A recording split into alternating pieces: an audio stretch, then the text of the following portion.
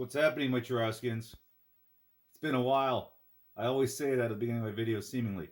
But this time, for real, it's been a very long time. I've been super busy playing a really awesome game. It's been taking up most of my time. So today I have a little not so much treat for you. Castlevania the Adventure from 1989 for your Game Boy, being played on the Super Game Boy right now for you. So, I'm a big Castlevania fan. So, when I knew or when I saw that this existed, I never had a Game Boy really growing up as a child except for Pokemon. So I saw this was a thing, and I knew of it for a long time, but I never bothered really picking it up.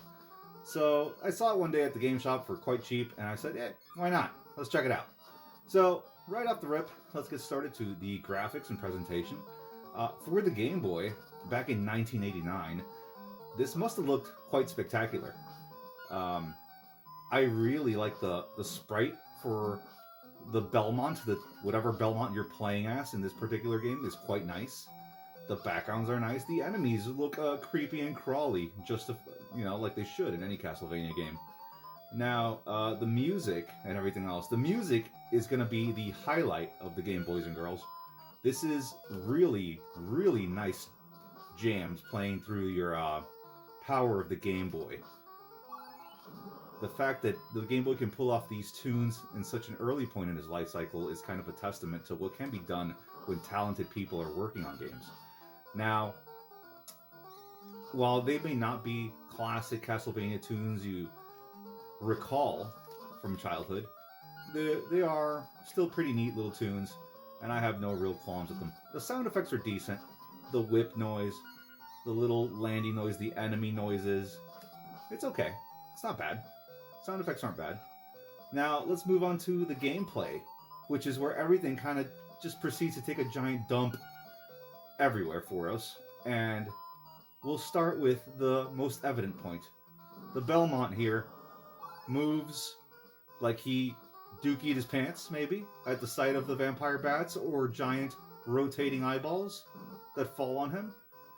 And that's kind of a shame, honestly, because the fact that your sprite moves so slowly has such a massive hitbox. It's just a complete detriment to any fun that can be had, really, with this game. His jump sucks. It's kind of floaty. He hangs in the air and then drops like a rock immediately. And it has to be pixel perfect precision for your jumps if you want to get anything really out of them. Which leads to the biggest problem in the whole game, and that is that as soon as you get hit, your whip automatically degrades to the lowest possible whip. It could be, I believe, just a leather whip. So your Belmont goes from throwing a awesome spiked whip that shoots out a fireball to whipping around a equivalent of a kid's little league baseball belt. And that's about it. And that does mediocre damage to all enemies. And the problem is as soon as you get hit, the whip degrades immediately to the base level whip. There is no like, let's just go back to the regular chained whip that doesn't shoot fireballs. No, it's like, listen, you suck at this game, and you're gonna suck even harder, and never proceed because your whip now sucks even worse than it did before. It would be really nice if maybe, you know, you die and your whip degrades. No, it just one hit and it goes down, which is a total shame. Makes this game a lot harder than it needs to be. And often you hear about when these old games, the Castlevania games, the, as they say, dreaded Castlevania knockback. That is, as soon as you get hit, the Belmont takes a backwards hop, and usually right into a chasm, or like, my power up just went down there, just, whatever. You just drop into an abyss. And that's kind of a shame also. And then, there, the bat. I hit the button, but it's kind of laggy. That's another thing you'll notice that I didn't touch on. But the bat reminded me. Thank you, Mr. Bat. And also the crappy jump there. See? Garbage jump. The game, there's nothing wrong with my hardware. This is the game. This is how it plays. It chugs along at the same pace that the Belmont chugs along. It's as slow as can be. There is no fix for this, as far as I know.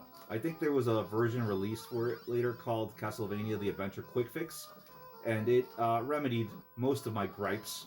There, I got hit again. So now what whip do we have? The leather whip. Oh, and then he can't jump, so he falls into his pit. That's awesome. But anyways, like I was saying, the Castlevania knockback has never bothered me in any old school Castlevania except for this one. And this one you can really tell. Maybe it's because it's just the salt in the wound after losing your whip to just turn into a complete piece of garbage. Maybe that's what it is.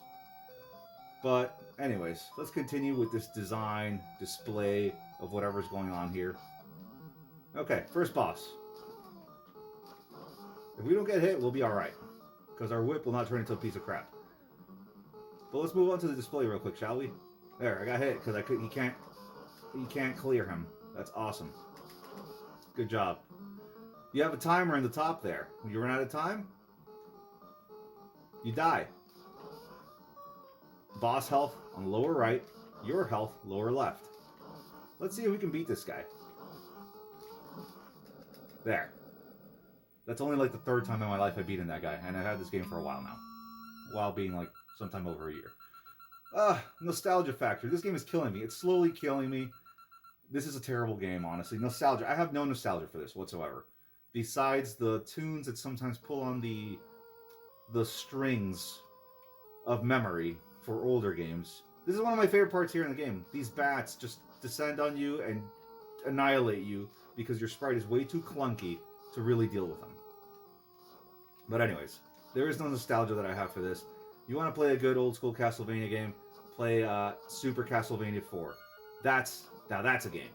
Or play, obviously, Castlevania Symphony of the Night, which is arguably the best Castlevania game ever. Or, if you're feeling a little bit more modern, you could even play Lords of Shadow, which is a really underrated God of War type take on the Castlevania formula. But, you know, if you grew up with this game, yeah, sure, give it a shot, try it again, why not? I think if you fondly remember it as being something decent, just leave it there. Don't pick it up again. This has aged terribly. There really is no saving grace for this. Like I said, if you like the music, that's about it. That's all you're going to get out of this. But the slowdown, terrible controls, unfair difficulty, mechanics that are pretty much put up to mess with the player and make them have a miserable time are all here in place. There is really no silver lining to this one, guys. If you see this game laying around, avoid it at all costs. Save yourself the aggravation. There are more rewarding games out there for the Game Boy or any other console. There, I lost the power up, and why not? That's the perfect way to end it. Guys, thank you so much for tuning in and watching my review of Castlevania the Adventure for the Game Boy. Don't ever play this game. You know, you're better off jamming your head into a stove or a pot of boiling liquid or anything else like that, or maybe lighting yourself on fire and driving into a river. This has been Churrasco Voltorb with Castlevania the Adventure. Till next time, Churraskians.